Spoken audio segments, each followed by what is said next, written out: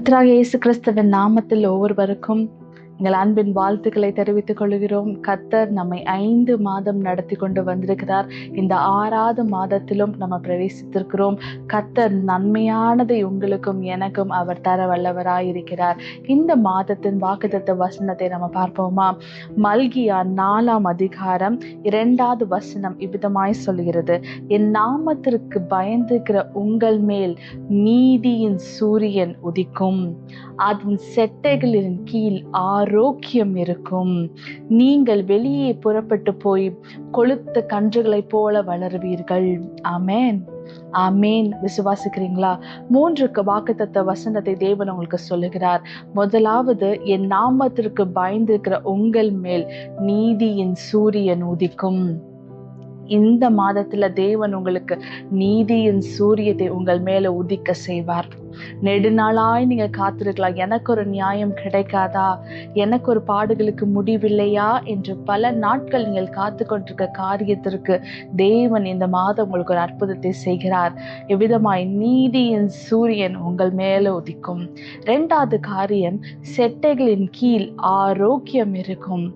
பல நாட்கள் நீங்க படுக்கையா இருக்கலாம், இல்ல பல வேலைகளை, எனக்கு இந்த உபத்திரவத்துல இருந்து ஒரு விடுதலை இல்லையா, எனக்கு இந்த பாடுகள்ல இருந்து விடுதலை இல்லையா, இல்ல நோயிலிருந்து விடுதலை இல்லையா நீங்க புலம்பிக் கொண்டிருக்கிறீங்களா? ஆனா கர்த்தர் சொல்லுகிறார், அவருடைய செட்டைகளின் கீழ் உங்களுக்கு ஆரோக்கியம் அவர் கொண்டு வருகிறார் இந்த மாதத்துல. விசுவாசிக்கிறீங்களா? 3வது காரியம், நீங்கள் கொழுத்த கன்றுகளை போல வளருவீர்கள். நீங்க இழந்த எல்லாவற்றையும் தேவன் உங்களுக்கு 2 தனையாய், எப்படி 2 தனையாய் திருப்பி கொடுத்து உங்களை கொழுத்த கன்றுகளை போல வளர செய்கிற தேவன் அவர். ஹல்லேலூயா, ஹல்லேலூயா. உங்களை அவர் கொழுத்த கன்றுகளை போல வளர செய்வார். நீங்கள் தேவனை நம்புங்கள், தேவனுடைய நாமத்துக்கு பயந்திருங்கள். வசனம் அவ்விதமாய் சொல்லிக்கிறது ஆரம்பத்திலேயே, என் நாமத்திற்கு பயந்திருக்கிற உங்கள் மேல். ஹல்லேலூயா. நீங்க அவருடைய நாமத்திற்கு பயந்திருக்கிறீங்க, இயேசு என்ற நாமத்திற்கு பயந்திருக்கிறீங்க. அப்படி இருக்கிற பொழுது தேவன் இந்த அற்புதங்களை நமக்கு செய்ய வல்லவராயிருக்கிறார். நீங்க கூப்பிடுறதுக்கு முன்னமே அவர் எல்லாவற்றையும் அறிந்திருக்கிற தேவன். வேதவசனம் சொல்லுகிறது விதமாய், ஏசாயா 65:24 இது மாதிரி சொல்லுகிறது, நான் அவர்கள் கூப்பிடுறதுக்கு முன்னமே மறு உத்தரவு கொடுப்பேன் என்று. கூப்பிடுறதுக்கு முன்னமே நான் ஆன்சர் பண்றேன் ஆண்டவர் உங்களுக்கும் எனக்கும் சொல்லியிருக்கிறார். நீங்கள் எதை குறித்தும் கவலைப்பட தேவையில்லை. கர்த்தரை மாத்திரம் உறுதியாய் பற்றிக் கொள்ளுங்க.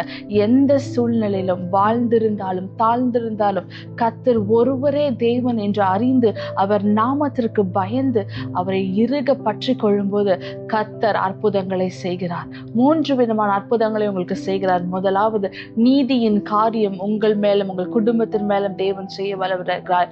2வது, ஆரோக்கியம் தர வல்லவராயிருக்கிறார். 3வது, உங்களை உயர பறக்க செய்து கொழுத்த கன்றுகளை போல அவர் உங்களை வளர செய்கிறார். நீங்க விசுவாசிக்கிறீங்களா? தேவன் உங்களுக்கு அற்புதம் செய்வார். நீங்கள் விசுவாசித்தால் தேவனுடைய மகிமை காண்பீர்கள் என்று வேத வசனம் சொல்வது. இந்த வார்த்தைகள் மீது, இந்த வாக்குத்தத்த வசனத்தை இறுக பற்றி கொண்டு, ஆண்டவரே நான் விசுவாசிக்கிறேன், நான் உம்முடைய நாமத்திற்கு பயந்திருக்கிறேன்னு சொல்லுங்க. நீங்க தான் என் குடும்பத்துல எல்லாம், நீங்க தான் என் வேலையில எல்லாம், நீங்க தான் என் தொழில எல்லாம், நீங்க மாத்திரம்தான் எனக்கு எல்லாம்னு சொல்லி பாருங்க. கர்த்தர் உங்களுக்கு இந்த மாதம் அளவில்லாமல் ஊற்றுவார். அவர் ஆசீர்வாதத்தை அவர் நிரப்ப அவர் வல்லவராயிருக்கிறார். ஹல்லேலூயா, ஹல்லேலூயா. நம்ம ஜெபிப்போமா? அன்பின் பரலோக தகப்பனே, நாங்கள் ஸ்தோத்திரிக்கிறோம் சுவாமி ஆண்டவரே. இந்த புதிய மாதத்திற்காக நன்றி செலுத்திக்கிறோம் அப்பா ஆண்டவரே. இந்த புதிய மாதத்துல அப்பா ஆண்டவரே உம்முடைய ஆசீர்வாதத்தை நீர் ஊற்றும் சுவாமி ஆண்டவரே. நீங்க ஊற்றப்படும்படியாய் நாங்கள் ஜெபிக்கிறோம் சுவாமி ஆண்டவரே. யாரப்பா கண்ணீரின் பாதையில இருக்கிறாங்களோப்பா, இத்தனை நாட்கள் போயிடுச்சு, எத்தனை நாட்கள் நான் இந்த பாடுகள்ல இருக்கணும், இல்ல இந்த நோயில இருக்கணும்னு யாரப்பா ஆண்டவரே இந்த வேலையில அழுது கொண்டு அப்பா இந்த வார்த்தையை கேட்கிறாங்களோ அவங்க மேலெல்லாம் அப்பா ஆண்டவரே உம்முடைய ஆரோக்கியம் வரும்படியாய் நாங்கள் ஜெபிக்கிறோம் அப்பா.